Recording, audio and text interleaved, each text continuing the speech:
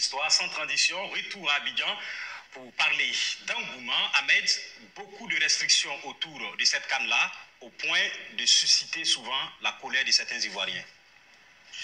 Et oui, effectivement, Yacouba, les infrastructures sont prêtes, mais l'ambiance n'y est pas encore, et cela sur toute l'étendue du territoire. L'atmosphère est plutôt morose, ce qui inquiète bon nombre d'Ivoiriens. Plus de détails, on le verra à travers ce reportage proposé par notre correspondant de VOA Afrique sur place ici à Abidjan, Ange Nomenio. Dans 7 jours chrono, les Ivoiriens vont accueillir la plus grande des compétitions africaines. Mais à la veille de cet événement, l'atmosphère est plutôt morose dans les rues d'Abidjan et même à l'intérieur du pays. L'heure n'est pas à la fête, mais au règlement des problèmes financiers que rencontrent la plupart des populations. On ne prend pas des décisions qui impactent la vie des Ivoiriens. Quand on doit toucher, on doit les mobiliser à dépenser pour participer à une CAN. Vous savez, une CAN, ce n'est pas seulement le ticket, c'est se déplacer, aller au terrain, c'est acheter tout ce qui est autour, tout ce qui fait de la communication, de la visibilité. Et malheureusement, quand on touche à l'approche de l'Ivoirien, à la veille de cette CAN, en augmentant le coût de l'électricité, ce sont des éléments inhibiteurs qui touchent au cerveau, au moral de l'Ivoirien et qui font aujourd'hui qu'il les regarde à distance cette CAN. Certains observateurs ont remarqué aussi que les conditions de diffusion des matchs dans les maquis et dans les espaces Cannes étaient beaucoup trop compliquées. Pour obtenir un espace Cannes et y faire ses activités, il faut débourser la somme de 1 million de francs CFA selon le COCAN. Des règles que beaucoup d'Ivoiriens ne peuvent honorer. Cette canne ressemble plutôt à la canne des riches. Malheureusement, nous sommes désolés de le dire parce que tout ce qui a été mis comme restriction, comme communication, ces éléments n'ont pas favorisé une adhésion populaire et vous le voyez, sans oublier le contexte morose de la cherté de la vie. D'autres spécialistes du ballon estiment pour leur part que la période des fêtes de fin d'année pourrait justifier cette atmosphère morose. Les dépenses effectuées pendant cette période limitent les ambitions des Ivoiriens. La fête, on y met de l'argent. Et je vous assure que pour les fêtes de fin d'année, parlant du 31 décembre, du 1er janvier et du 24 décembre également, ceux qui fêtent y ont mis beaucoup d'argent. C'est vrai, il faut faire des prévisions pour la Coupe d'Afrique des Nations et tout ça, mais ils cherchent à prendre un nouveau souffle avant de se lancer dans la Coupe d'Afrique des Nations parce que c'est sur un mois quand même, c'est budgétivore un tout petit peu, donc il faut les comprendre. 23 pays feront le déplacement ici même en Côte d'Ivoire pour vivre cette compétition. Les Ivoiriens, eux, pour leur part, espèrent pouvoir vivre cette CAN sans difficulté majeure. Avec l'augmentation du coût de l'électricité, les ardeurs sont au plus bas en ce moment. Ange Nomenio pour VOA Afrique, Abidjan. Comme quoi pour dire que le football et la polémique font souvent bon ménage. Voilà. Dans la technicité de la compétition. Je m'arrête là. Bonjour à tous. Aujourd'hui, nous sommes donc le jour J, c'est-à-dire le 13 janvier 2024. Voilà. Et bon, c'est vrai que le football, ça fait partie de la vie. C'est le sport roi. C'est le sport le plus pratiqué au monde. Et je dois vous dire que moi, personnellement, c'est celui que j'ai pratiqué depuis tout petit, comme la plupart des Africains, ou de tous les jeunes du monde entier, parce que avec n'importe quoi, on peut faire du foot. Voilà. C'est ça qui fait que c'est beaucoup plus démocratique que les autres disciplines sportives. Djoubian, c'est mon surnom sur le net. Je suis accessoirement seulement spécialiste de la France. En revanche, je suis un panafricain très convaincu, un authentique panafricain. Et à ce titre, là, j'avais besoin de faire une vidéo pour donner mon point de vue sur l'organisation de la Coupe d'Afrique des Nations qui se déroule cette année en Côte d'Ivoire. Bon, il y a du retard, il y a eu un décalage parce qu'entre-temps, ils disent qu'il y avait du Covid et puis aussi des pays qui n'étaient pas prêts parce qu'auparavant, c'était le Cameroun qui devait, organiser et puis il y a eu du retard. Bon. Donc maintenant, ça nous ramène à 2024 alors que ça devait se tenir, on va dire, en 2020 ou 2022, si je ne me trompe pas. En fait, ce qu'il faut comprendre, c'est que moi, toujours, j'ai une approche politique, naturellement. Alors, ce qui se passe, c'est quoi? C'est que la Côte d'Ivoire a organisé la Coupe d'Afrique des Nations. La première fois, c'était en 1984. Moi, j'y étais. J'étais là-bas en Côte d'Ivoire. Je n'ai pas été voir les matchs, mais j'étais à cette époque-là, au pays, comme on dit. Et l'ambiance était bonne. Hein, en tout cas, comparativement aujourd'hui, même si c'est vrai qu'aujourd'hui, je ne suis pas là-bas, hein, je suis en France, et je vais regarder les matchs, naturellement, en retransmission, à la télévision. Bon, que dire? Bah, je ne peux pas m'empêcher de comparer, c'est-à-dire qu'en 1984, nous étions au XXe siècle, et qui était au pouvoir? C'était le président Félix Houphouët-Boigny, hein, comment dire ça, un des fondateurs du système de la France-Afrique, il ne faut pas s'empêcher de le dire. Le moment est venu plus que jamais de mettre les cartes sur table. C'est clair, c'est la meilleure façon pour qu'on puisse partir sur de bonnes bases. Autrement, si on veut continuer à mentir, eh bien là, on n'a rien compris et on fait une fuite en avant et c'est peine perdue. En tout cas, c'est la génération à venir qui va payer la facture tôt ou tard. Voilà. Donc il vaut mieux le faire maintenant et puis maintenant, on va changer de paradigme. C'est de ça dont il s'agit. Je compare donc le règne de M. Félix Houphouët-Boigny, donc je vous dis qu'il est resté 30 ans au pouvoir, hein, puisque... ou 33 ans très exactement, puisque 1960 jusqu'à, comment dire ça, 1993, hein, parce qu'il est décédé en 93, donc ça lui a fait grosso modo 33 ans. Bon, la différence avec M. Alassane Dramane Ouattara, c'est que M. Alassane Dramane Ouattara, je vous dis c'est la caricature, quand je vous dis souvent que les diplômés africains, ils font un usage caricatural de leur connaissance et de leur savoir. Là, on est un cas pratique pour le cas de M. Ouattara, il n'est pas le seul malheureusement. En fait, le cas pratique, c'est de dire que Houphouët-Boigny lui-même de son vivant, c'était quelqu'un qui s'est rangé dans le camp de l'OTAN, dans le camp des capitalistes. Hein, il le disait, hein, qui veut l'entendre. Il a fait le choix. Quand les gens comme Ahmed Sékou Touré ou des gens comme Modibo Keïta ont choisi plutôt le camp socialiste, hein, de gauche, hein, d'une certaine façon. Voilà. Hein, c'est-à-dire qu'eux, ils étaient proches de l'Union soviétique de l'époque, alors qu'Houphouët-Boigny était proche de Paris, comment dire ça, des États-Unis, très clairement. Voilà. Donc le camp de l'OTAN, très clairement. Hein. Les adeptes... du mensonge. Et je dis qu'ils ont érigé le mensonge en religion. Voilà. Donc, leur religion à eux, c'est le mensonge. C'est j'ai menti, je mens, j'ai menti, enfin j'ai menti, je mens et je mentirai. Voilà, c'est constamment. C'est vraiment leur délire. C'est plus fort qu'eux. Hein. Eux, ils fonctionnent que par le mensonge. Voilà. Donc, ce que je voulais dire, c'est de dire que là, vous voyez le petit reportage que je montrais. Bon, alors le monsieur dit à la fin qu'en fin de compte, cette Coupe d'Afrique, en 2024, c'est la Coupe d'Afrique des riches. Oui, très clairement. C'est-à-dire que quand vous êtes fortuné, quand vous avez réussi socialement dans la vie, avec beaucoup d'argent, là, vous êtes tranquille. Parce que vous n'avez pas les préoccupations de payer votre facture, préoccupations de payer à manger, à se soigner, hein, et puis à s'instruire. Là, voilà, c'est une distraction, un divertissement qui convient. Alors que, on a toujours dit que normalement, hein, c'est le sport, c'est l'opium du peuple. En disant que voilà, ceux qui ont le pouvoir, justement, ils vont balancer le sport en permanence et puis le peuple, il va se nourrir de ça et pendant ce temps-là, il va oublier l'essentiel.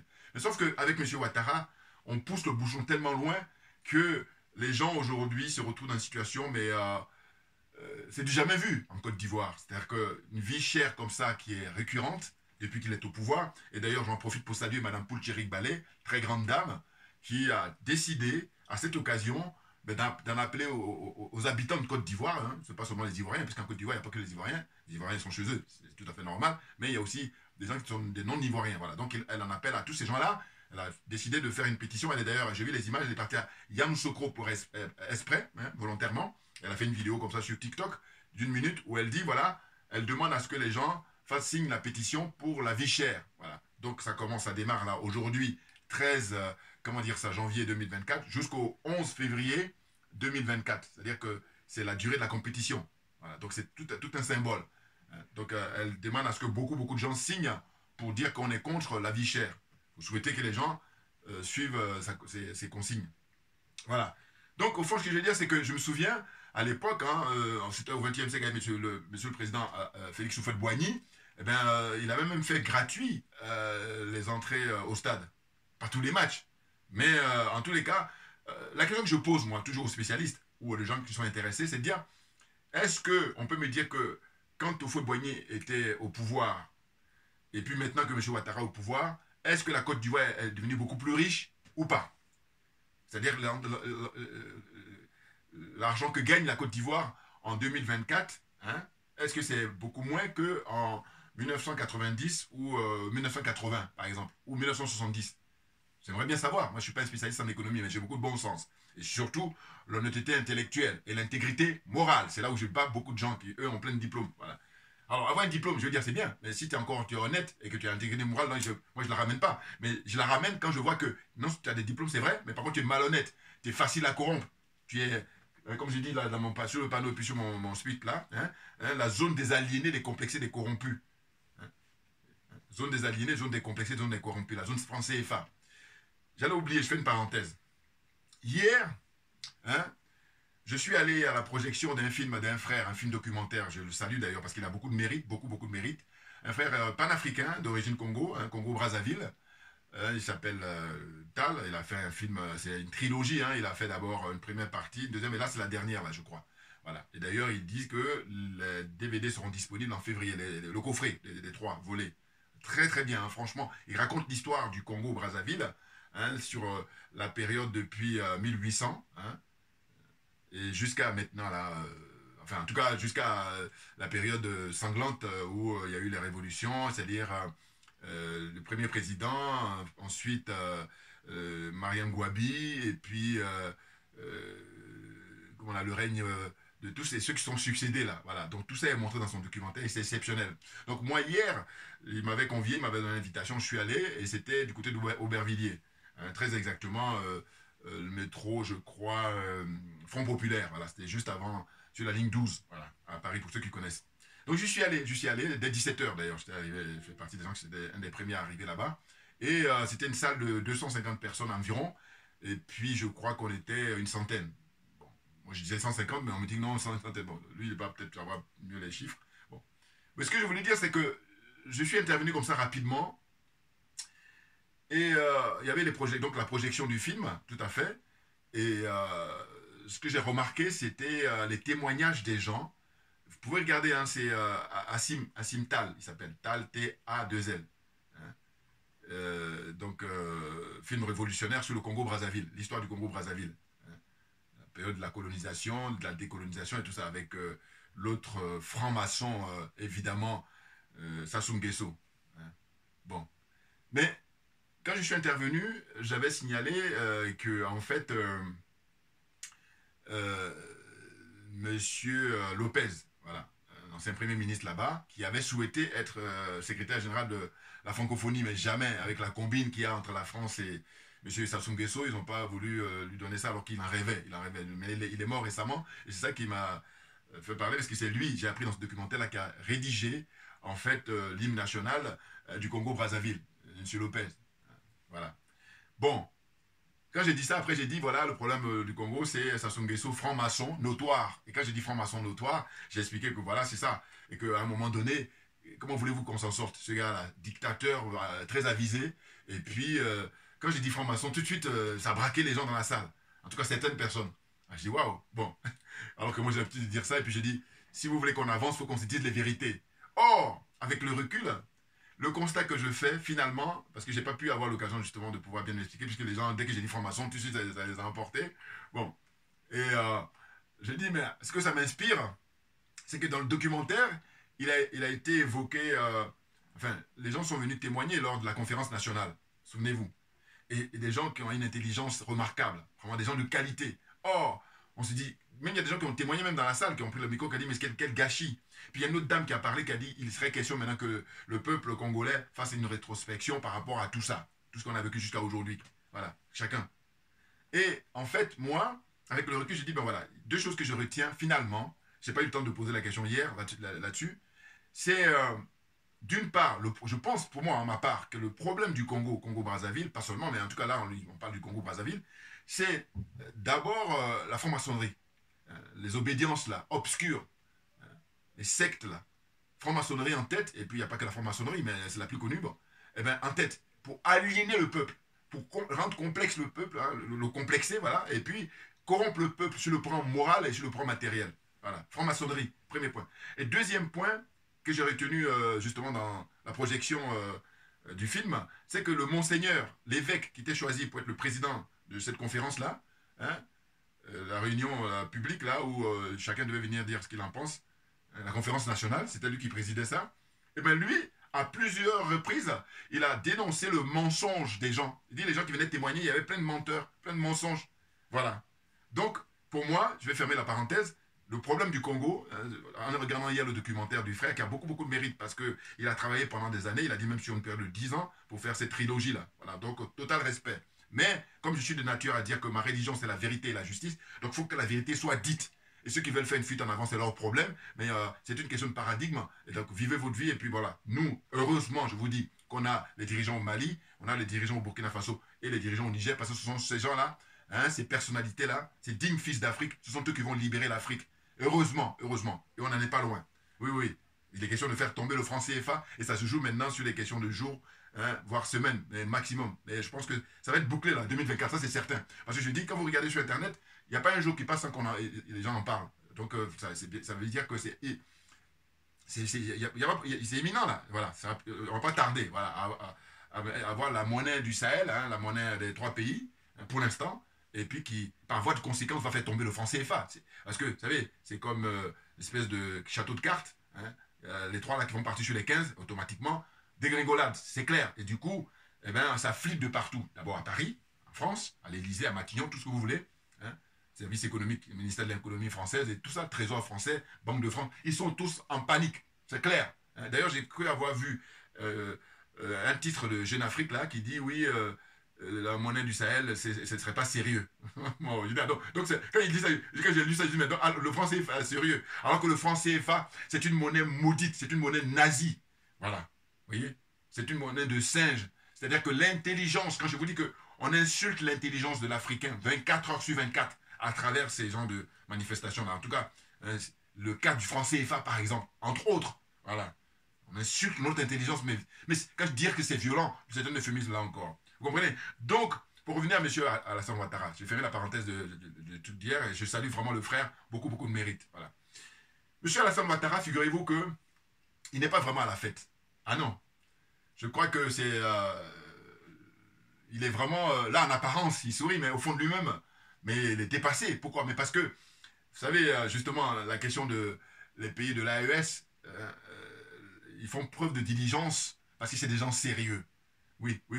Et c'est des gens qui savent ce qu'ils veulent. Pour vous dire, l'Algérie est amenée à s'excuser. Quand je dis s'excuser, c'est que récemment, ils ont fait le malin pour convoquer leur ambassadeur et puis même essayer d'impressionner. Alors que les colonels, non, ils sont sereins. Parce que, justement, ils ont de l'expérience par rapport au fait qu'ils sont sur le terrain. Eux, ils ne sont pas des corrompus. Ce ne sont pas des aliénés, ce ne sont pas des complexés. Voilà. Et du coup, une semaine après, l'Algérie a renvoyé son ambassadeur au Mali, à Bamako. Et puis même, j'ai cru comprendre qu'ils ont lancé une invitation au président Assimi Goïta qui vient en visite en Algérie. Ça, j'ai dit quand c'est comme ça, il faut envoyer le premier ministre Choguel Maïga. Voilà. Oui.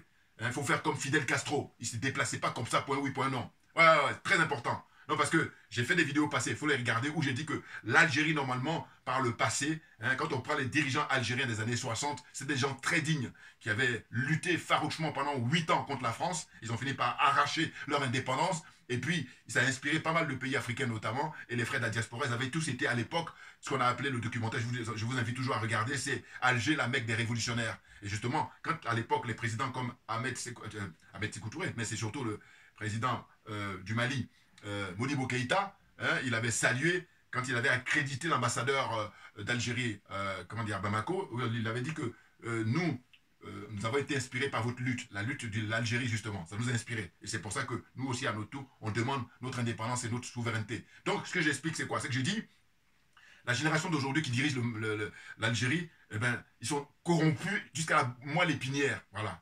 Hein, et maintenant, il est question de se ressaisir. Pourquoi? Parce qu'ils ont en face d'eux, justement, les enfants et les petits-enfants de Modibo Keïta. Voilà, c'est ça dont il s'agit. Donc là, ils ont commencé à comprendre. Puis il ne faut pas continuer à faire le malin, parce qu'une fois qu'on a compris, on a définitivement compris. Donc c'est terminé.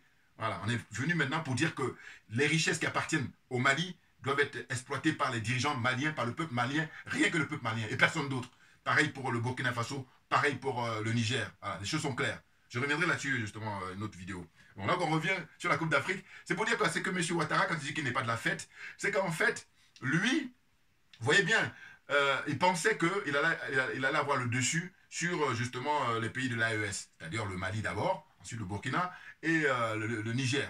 Non, Nini. Hein. Il a en face de lui des gens qui sont intègres, hein, des gens qui sont dignes, des patriotes, des panafricains. Non pas lui qui est un larbin, hein, de l'Occident et de la France en particulier. Vous voyez, le nègre de maison, M. Alassane Ouattara. Et je dis ça pour ses partisans. Et je dis, vous n'avez pas honte?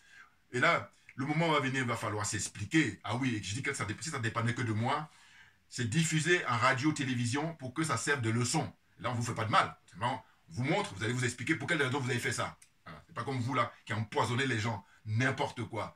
Les gens qui ont l'apparence d'être humains, mais ce ne sont pas des êtres humains. Parce que sachez-le bien, tout ce qui brille n'est pas de l'or. Voilà, donc je peux te dire ça. Et c'est ce à quoi ça me fait penser.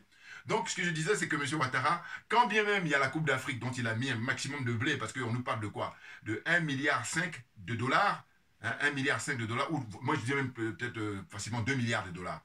Voilà. 2 milliards de dollars pour organiser cette Coupe d'Afrique-là. Alors que cet argent-là, ça aurait pu servir pour l'éducation, ça aurait pu servir pour les hôpitaux, hein, et le bien-être des gens d'abord. C'est ça la priorité. Or là, ils font une fuite en avant. Pourquoi? Parce que eux, les miettes qu'ils ont là, tout est relatif, parce que c'est les miettes, quand on compare avec ce que gagnent les multinationales, ce que gagne la France, ce que gagnent les États-Unis, hein, ces pays qui exploitent l'Afrique et notamment la Côte d'Ivoire, ce qu'eux ils gagnent, c'est rien du tout avec ce qu'on leur donne là, monsieur et madame Ouattara et puis ses partisans.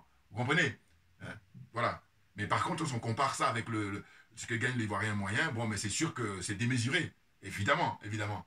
Vous comprenez? Donc là, moi j'aime bien observer les gens. Je vois là M. Ouattara dans les images hein, ces derniers temps. J'ai dit, mais non, le monsieur, il les a là. Hein. Pourquoi? Parce que justement, il voit que le franc CFA va tomber. Et donc, comme il est en contact avec la France en permanence, ils lui disent, voilà, on entend même parler du fait qu'il risque d'y avoir une dévaluation.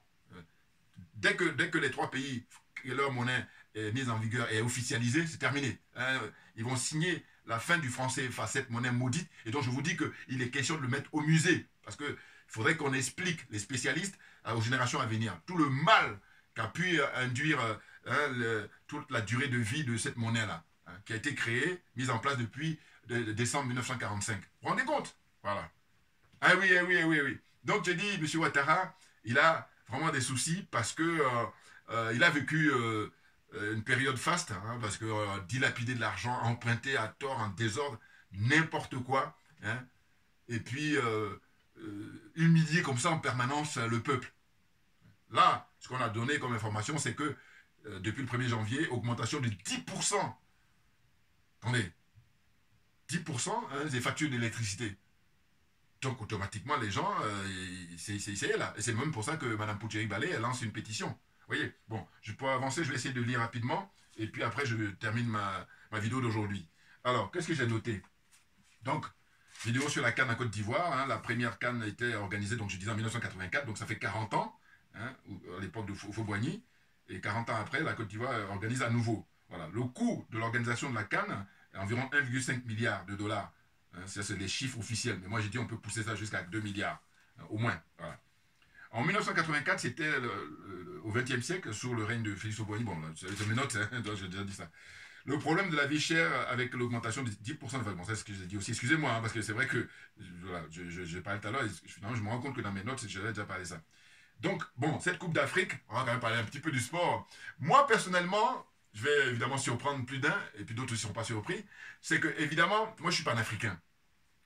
Mais, je suis surtout quelqu'un qui pense que la politique régit la vie de tous les jours. Et puis, ceux qui vont faire du déni, c'est parce que, soit ils font du refus, ils font du déni, ou soit alors ils ne sont pas au courant. Voilà.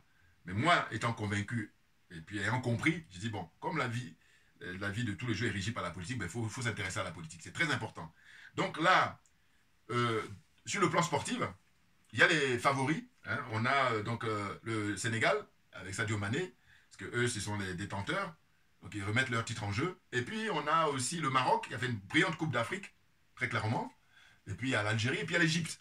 Et il y a la Côte d'Ivoire, pays organisateur. Mais moi, franchement, mon souhait, ça soit que, d'une part, le Mali et d'autre part le Burkina Faso puissent aller en finale. Voilà. Bouillard là. Non, parce que j'aime trop des choses qui ont de la gueule. Vous imaginez quand je dis ça. Alors évidemment, ceux qui sont dans le sport pur souche, ou comment dire ça, pur et dur, eh ben, ils vont évidemment changer de chaîne ou alors ils vont dire va te faire foutre. Enfin bon, excusez-moi, mais je veux dire, eux ils vont pas être d'accord avec moi, ça c'est clair. Mais ceux par contre qui ont ce que j'appelle une conscience politique, très clairement, parce que c'est ça dont il s'agit.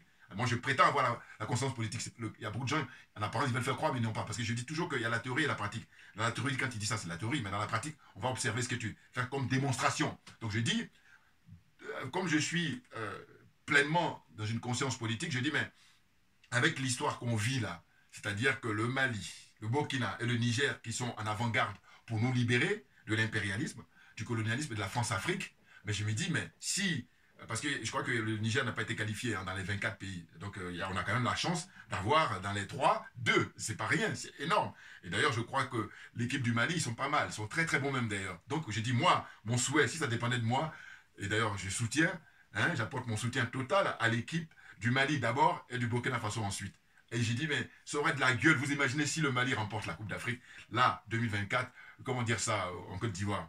Et puis, si d'ailleurs ils arrivent en finale, que ce soit le Burkina ou le Mali, bon, on pourrait souhaiter que soit le capitaine Ibrahim Traoré ou soit le colonel, comment dire ça, Assimi Goïta, excusez-moi, son excellence Assimi Goïta, hein, ils viennent en Côte d'Ivoire pour assister à la finale. Et d'ailleurs, l'idéal même, alors, parce qu'on va pousser le rêve, parce que c'est du rêve, voilà. Mais comme le rêve est gratuit, on y va, on y va. Eh bien écoutez, une finale, je ne sais pas si ça va se faire. Pourquoi? Parce que justement, quand on regarde les poules, si jamais les poules le permettent, parce que je n'ai pas regardé en détail pour ne rien vous cacher, parce que c'est toujours une question de poules, eh bien, si ça le permet, mais je dis l'idéal, ça soit une finale Burkina Faso contre le Mali, ou le Mali contre le Burkina Faso, en Côte d'Ivoire. Alors là, je vous dis, mais ça rend de la gueule, mais historiquement, et puis dans tous les niveaux, voilà. C'est-à-dire qu'en fait, là, vous voyez, quand je dis que j'admire, par exemple, Mohamed Ali, c'est l'idée que monsieur, à l'époque, il était sorti du ring, c'est-à-dire au point de vue conscience politique. Voilà, là, ça ressemble à quelque chose. Mais sinon, il y a des gens, bon, chacun son truc, hein. Et là, je dis, bon, dans ce cas-là, reste là où tu es bon, hein, et puis on va t'encourager. Viens pas là où tu n'es pas bon, où tu ne maîtrises pas. Sinon, tu fais n'importe quoi, et tu vas faire finalement le nivellement par le bas. Donc, c'est pas la peine, hein. On va gagner du temps. Donc, je disais que voilà, Ali, à l'époque, justement, il avait une conscience politique très forte, et ce qui a fait qu'il a eu une notoriété au niveau mondial dès lors qu'il a refusé d'aller au Vietnam. Rappelez-vous. Donc, en gros, c'est pour dire quoi? C'est pas qu'en fait, s'il était resté simplement un simple boxeur, bon, on allait retenir, mais c'était, voilà. Alors que là, moi, quelqu'un comme lui, on a retenu deux choses. Un, champion du monde de boxe dans la discipline, et puis surtout, un homme politique très avisé. Ah oui, c'était un grand homme politique, même s'il n'a pas eu de mandat, mais toutes les actions qu'il a menées de son vivant, c'est très, très politique, historique. Voilà, donc là, maintenant, pour revenir à aujourd'hui, hein, en 21e siècle, et en janvier, la compétition, c'est du 13 janvier jusqu'au 11 février. J'ai dit, vous imaginez le 11 février, bon, à minima, qu'on ait soit le Burkina, soit le Mali, ça c'est à minima, mais pour le top des tops, c'est une finale entre le Mali d'une part et le Burkina Faso. Tous les deux se rencontrent en finale de la Coupe d'Afrique des Nations en Côte d'Ivoire en février, le 11 février de 2024. Bon, c'est du domaine du rêve, je vous dis encore une fois, mais si jamais ça pouvait se réaliser. Mais ce serait du très lourd parce que ce serait une véritable bombe. Parce que vous imaginez, tous ceux qui sont hostiles justement à ces pays-là, ils seront obligés de les mettre en avant, de parler d'eux. Voilà, c'est ça en fait. Ouais, ils sont obligés, voilà. Ils ne pourront pas faire une économie parce que aujourd'hui, comme le football étant le sport roi, voilà, ils seront obligés d'en parler. Donc, et puis aussi psychologiquement, vous imaginez. Ah oui, ça va booster d'abord de manière générale les Africains, mais surtout les habitants du Mali, hein, les Maliens, et les, comment dire ça, ceux du Burkina Faso et puis du Niger. Voilà. Et c'est très très fort, vous savez bien, la force que peut apporter comme ça une espèce de bien-être pour les gens, psychologiquement. Oui, c'est pour ça que moi je suis porté là-dessus. Donc je vous dis, je souhaite vivement que le Mali et le Burkina Faso aillent très très loin dans cette compétition, même qu'ils aillent en finale pour prendre la coupe là-bas en Côte d'Ivoire. Et du coup, vous imaginez, hein, d'une part le capitaine Ibrahim Traoré et le comment dire, colonel Assimi Goïta viennent comme ça pour assister à la finale. Ouais, ça doit être de la gueule. Enfin bon, on verra bien. Comprenne qui veut, comprenne qui peut. Donc la suite. Donc je disais que les favoris, voilà, j'ai cité le Sénégal, j'ai cité le Maroc, la Côte d'Ivoire, le pays organisateur, l'Algérie et puis l'Égypte. Voilà, ça c'est. Maintenant, il y a des spécialistes qui connaissent encore mieux que moi parce que je regarde de moins en moins maintenant le foot, enfin, pour le sport en général, mais je regarde de temps en temps. Voilà, quand il y a des compétitions comme ça, là, je regarde parce que je trouve que c'est beaucoup plus attrayant et c'est plus excitant. Voilà. Donc, pour poursuivre, hein, dans mes notes, j'ai dit. J'ai parlé de Mme Boualé, c'est bon, qu'elle a organisé une pétition là, et elle a demandé à ce que les gens signent la pétition pour la vie chère, contre la vie chère du moins. Monsieur Ouattara termine son règne, la mort dans l'âme, voilà ce que j'ai marqué, malgré la tenue de la Coupe d'Afrique des Nations. Voilà. Et parce que les pays de l'AES, c'est vraiment son cauchemar. Ah oui, très clairement. Et oui. Donc, maintenant, pour terminer ma vidéo, je vais parler des rapports qui ont été rendus récemment par la Cour des comptes. Voilà, la Cour des comptes en Côte d'Ivoire. Et on nous dit quoi? On nous dit qu'en fait, ce rapport-là, c'est pour, par exemple, je crois que ça concerne l'année 2022, il nous révèle que 14 projets financés par des dons estimés à 34 milliards de francs CFA n'ont toujours pas démarré concernant la gestion des fonds publics. Il y a 34 milliards, et encore là, c'est la partie émergée de l'iceberg, hein, si vous voyez ce que je veux dire. C'est-à-dire qu'en fait, moi j'ai dit, si on se veut honnête et qu'on est sérieux, on commence d'abord par faire un audit sur le patrimoine de monsieur et madame Alassane Dramane Ouattara. Oui, c'est une question de charité bien ordonnée. Or là, ce n'est pas le cas. C'est-à-dire que ceux-là même qui sont les plus gros voleurs, qui arnaquent le pays, qui vendent le pays, on les laisse tranquilles, et puis ce sont les petits gens, pour faire diversion, qu'on embête. Voilà. Donc il y a pas mal de ministres là qui sont aussi impliqués, mais il dit, mais il faut aller encore plus loin. C'est le chef de gang qu'il faut d'abord convoquer. Puis on va regarder, mettre sur le nez, depuis qu'il a pris le pouvoir, lui et son épouse, les deux. Alors là, il ne faut même pas les dissocier. C'est clair, voilà. Là, ça m'intéresse. Mais le reste, non, perd son temps. Donc on nous dit qu'on est dans l'impunité. Moi, j'ai marqué, l'impunité des plus aisés et des pontes du régime est totale depuis que M. Ouattara est au pouvoir.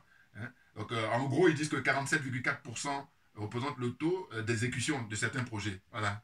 Même pas 50%, même pas la moitié. Voilà. Alors que l'argent, donc l'autre partie là, 47, ça veut dire combien c'est 63, voilà, plus de 60% qui reste, ou 53%, voilà, c'est plutôt 53 qui reste, les gars, ils s'en mettent plein les fouilles sur le compte en banque, voilà. N'importe quoi, alors que c'est de l'argent public. C'est dingue.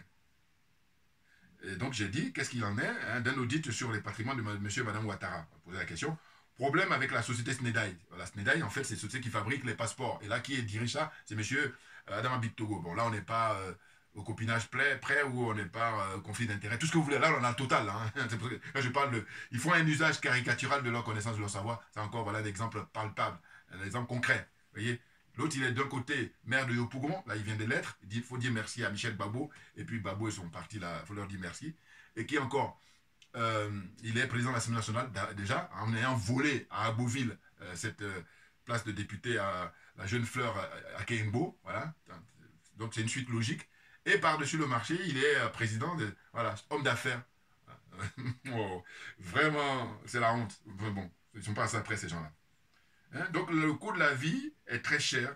Et ils se plaignent de ça depuis toujours. Il faut regarder les chroniques de Mme Poulcherik Balé tous les mardis. Et quand elle raconte, je vous dis au début quand je regardais, je dis bon, ça va quand même aller. Mais non, à chaque fois que je regarde, je dis mais ça dépasse l'entendement. Comment des gens peuvent travailler et puis ils ne sont pas payés? Et en plus, si c'est de l'ordre de, je sais pas moi, ça se joue sur 24 heures, 48 heures, non. Pendant des mois, c'est même pas des années, les gens vont travailler mais ils ne sont pas payés. Ou alors ce que j'ai appris récemment, c'est qu'il y a des enseignants, des écoles privées qui s'ouvrent, et puis ils ne sont pas payés pendant les vacances. Quand il y a des vacances scolaires, ils ne sont pas payés. Ah là là là là. Rien n'est respecté. N'importe quoi. Un autre truc que j'ai appris, bon ça je l'avais déjà dit, mais je rappelle encore, c'est parce que ça me sidère, c'est que il y a la chaîne Canal+, Canal+ Afrique là, et bien par exemple en Côte d'Ivoire, il y a la chaîne nationale, la RTI, et bien les gens, on les oblige à s'abonner à Canal+ pour pouvoir recevoir les images de la RTI. Mais est-ce que ça ressemble à quelque chose? Est-ce que ça tient la route, ça? En fait, si ça tient la route, ils le font. Mais je veux dire que, vous vous rendez compte? Mais c'est des malades. Et là, il y a des gens qui font comme si c'était normal. Ça continue. Ils ne sont pas indignés, ils ne sont pas gênés. Mais c'est incroyable. Donc, ces derniers temps, ce à quoi je pense, je dis, le moment, on ne va pas tarder là. Il est question maintenant de fermer la parenthèse de le règne de M. Ouattara, fermer la parenthèse du règne de M. Sassou Nguesso, l'autre franc-maçon du Congo-Brazzaville, fermer la parenthèse du règne de M. Paul Biya, voilà, plus de 40 ans au pouvoir, et puis le résultat, les bilans, 0, même moins, moins 40 ans, moins, en tout cas le nombre d'années qui serait possible encore au pouvoir. Voilà. Donc toutes ces personnes-là qui ont servi la France-Afrique, le moment est venu de fermer la parenthèse et confier les rênes du pouvoir aux dignes fils comme Assimi Goïta, comme Ibrahim Traoré, et comme le général Tchiani au Niger. Voilà, c'est de ça dont il s'agit. Voilà. Pour notre dignité. Et pour que les Africains puissent être respectés dans le monde entier. Parce que pour l'instant, ce n'est pas le cas. Merci à vous tous pour votre fidélité. Et à très bientôt. On ne lâche rien parce que, comme j'ai pour habitude de dire, c'est nous qui avons raison. Merci bien.